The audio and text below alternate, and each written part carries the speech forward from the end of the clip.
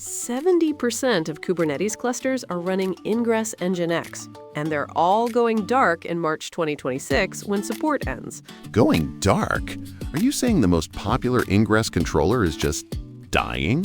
So we're covering the migration options, the gateway API transition, and the actual playbook to get there safely. By minute 4, you'll have your exact migration path mapped out.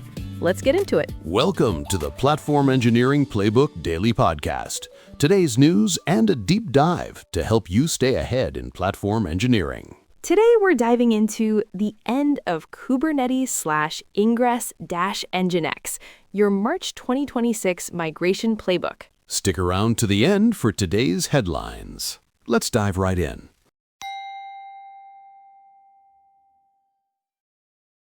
So let's talk about something that's about to impact millions of Kubernetes workloads. The Kubernetes/ingress-nginx controller, the one that's been handling traffic routing for probably 70% of production clusters out there, it's hitting end of life in March 2026. Wait, hold on. This is the ingress controller we're talking about, right? The one that basically everyone uses by default? Exactly. We're talking about the controller that's been the de facto standard since 2017. And here's the kicker. This isn't just a version upgrade. Teams need to migrate to completely different controllers built on the Gateway API. Okay, so for our platform engineering teams listening, what's the actual scope here? How many systems are we talking about? Based on CNCF survey data, we're looking at roughly 60 to 70% of Kubernetes clusters running some form of NGIX ingress. Now, not all of those are using the specific Kubernetes/ingress-nginx project, but a huge chunk are. We're talking millions of production workloads that need to migrate in the next 15 months. 15 months sounds like plenty of time, though, doesn't it? You'd think so, but here's where it gets tricky. This isn't a simple controller swap. The Gateway API uses completely different resource types, different configuration patterns. If you've got complex routing rules, custom annotations, or, God forbid, you've modified the controller itself, you're looking at significant engineering work. Can you break down what's actually changing? Like, what makes this migration so complex? Sure. So with the current Ingress API, you define your routing rules in ingress resources. Pretty straightforward. You say, route this host name to this service, but the Gateway API splits this into multiple resources. You've got gateway resources that define your listeners, gateway class resources that specify which controller to use, and HTTP route resources for your actual routing rules. So it's more granular, more separated concerns. Exactly. And that's actually a good thing long term. The Gateway API can do things the Ingress API could never handle elegantly. Traffic splitting, header-based routing, proper multi-tenancy, all first-class features now. But it means your migration isn't just a find and replace operation. What about teams with really complex setups? I'm thinking about those enterprises with hundreds of ingress rules, custom TLS configurations. That's where this gets really interesting. I've been talking to platform teams at Fortune 500 companies, and some of them have thousands of ingress resources, many with custom annotations that tap into NGIX-specific features, rate limiting, authentication, custom headers, all configured through annotations that won't have direct equivalents in the new world. So what are their options? They can't just flip a switch in March 2026. Right. They need a migration strategy now.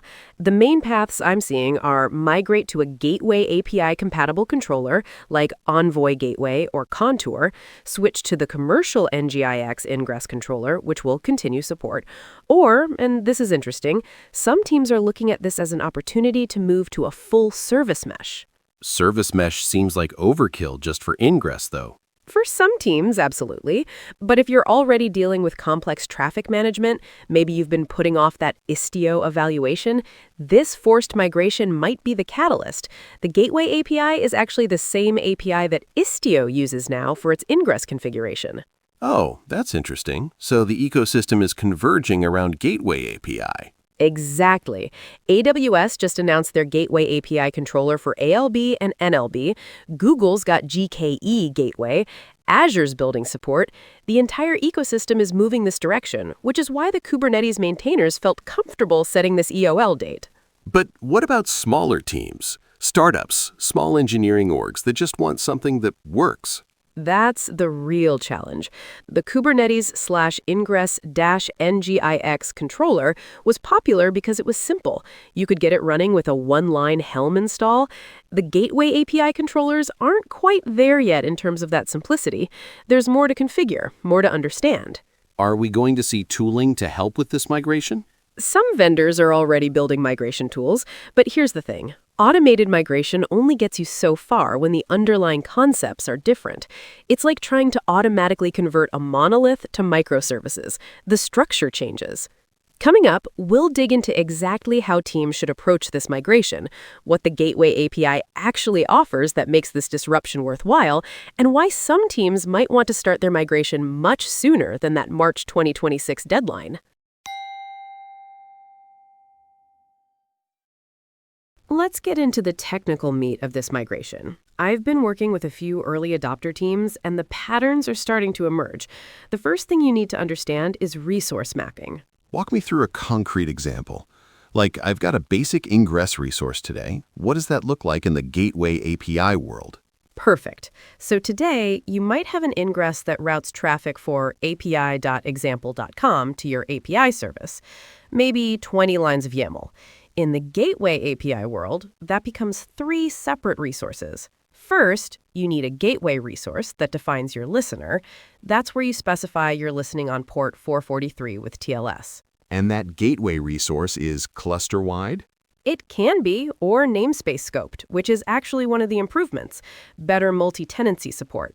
But here's where it gets interesting. That gateway references a gateway class, which is like an ingress class but more powerful. It defines which controller implementation you're using and how it's configured. So more explicit about the controller behavior. Right. And then your actual routing rules go in HTTP route resources. These can reference the gateway and define your path-based routing, header matching, traffic splitting, all the advanced stuff. But here's the catch. A single ingress might map to multiple HTTP routes, depending on complexity. That sounds like YAML explosion. It can be. I'm working with one team that has 300 ingress resources. Their initial Gateway API conversion resulted in about 900 resources total. But, and this is important, it's more maintainable. Each resource has a single responsibility. How do you even test a migration like that?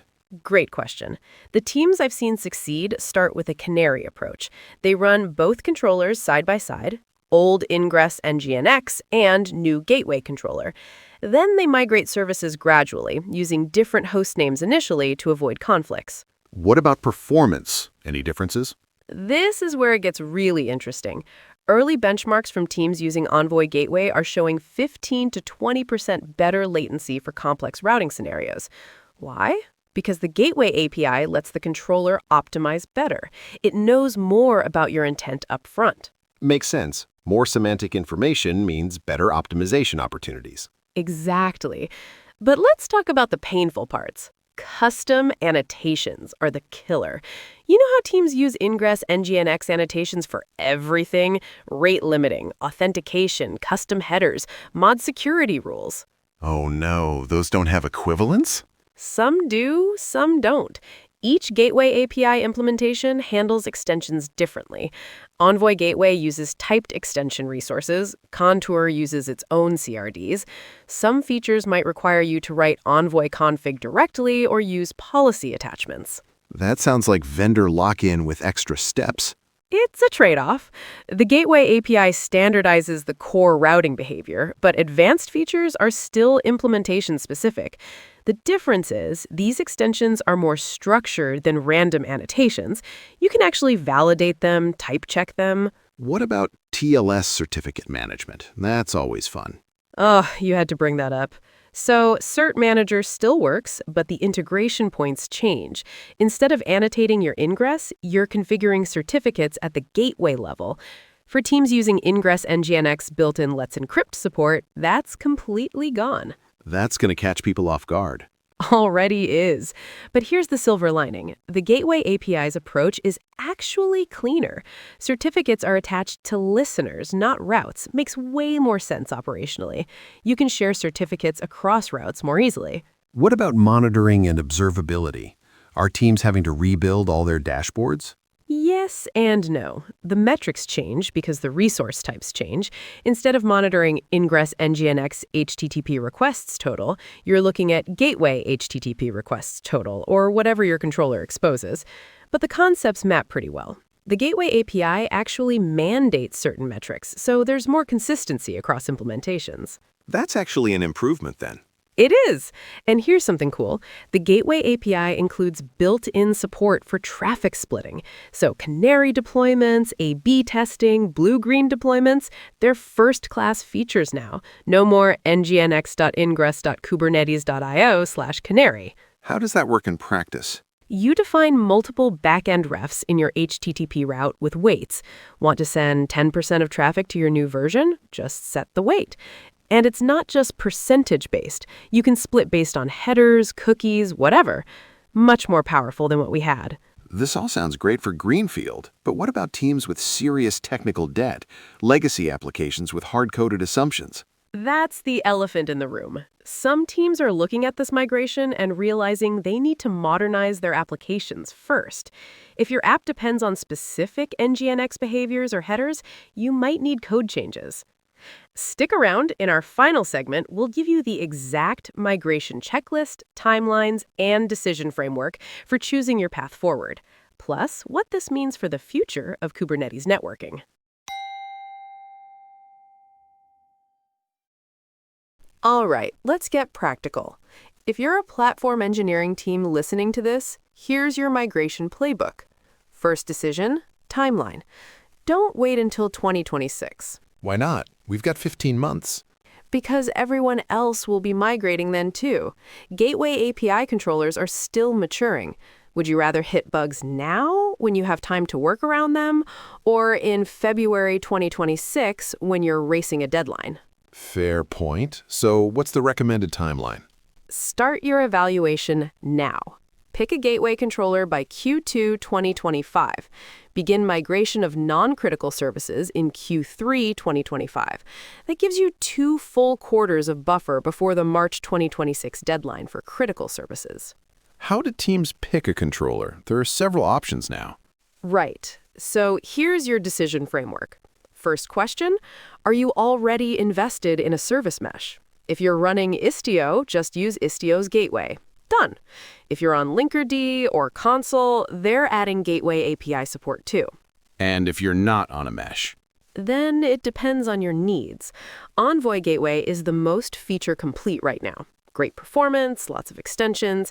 Contour is solid if you want something simpler, more stable. If you're on a cloud provider, check their native options first, GKE Gateway, AWS Gateway Controller. They'll integrate better with your cloud load balancers. What about teams that just want to stay on nginx? nginx Inc.'s commercial ingress controller supports Gateway API. If you've got budget and want minimal disruption, that's your path. But understand you're paying for it. We're talking thousands per cluster annually. Worth it for some teams, though. Absolutely. If you've got deep nginx expertise, custom modules, or just need stability, it makes sense. But don't use it as an excuse to avoid modernizing. The Gateway API features are worth adopting regardless. So what should teams be doing right now, today? 3 things. First, audit your ingress resources. How many do you have? What annotations are you using? Document every custom configuration. Second, pick one service and try migrating it to Gateway API manually. Learn the patterns. Third, start training your team. The Gateway API requires different mental models. Any tools to help with that audit? There's a kubectl plugin called Ingress to Gateway that can analyze your configs. Not perfect, but gives you a starting point. Also check if your GitOps tool has migration support. Flux and Argo are both adding Gateway API features. What are the biggest gotchas teams should watch for? Session affinity is a big one. Works differently in Gateway API. Rate limiting. Every controller does it differently.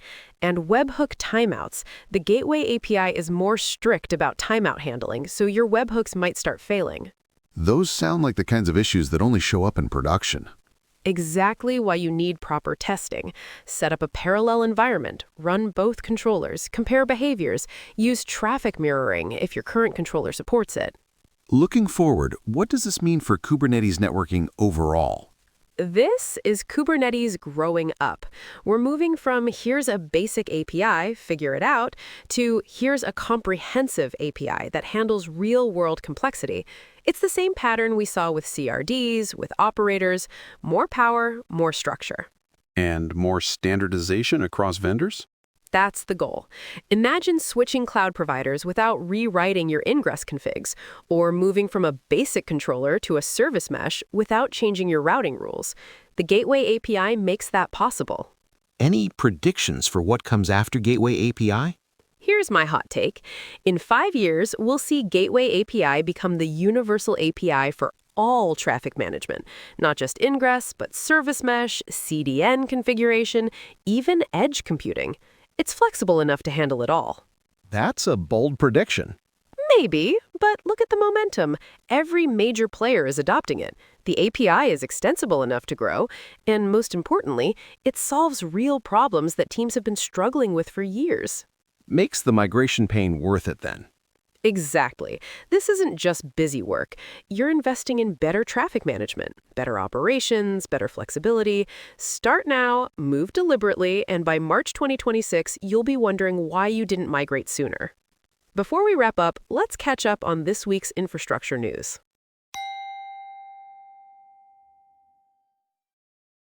There's a fascinating deep dive from Pulumi about how they built their own distributed work scheduling system for Pulumi Cloud. Instead of going with existing solutions, they rolled their own to handle deployments, insight scans, and policy evaluations. Wait, they built their own? In 2026? With all the orchestration tools out there?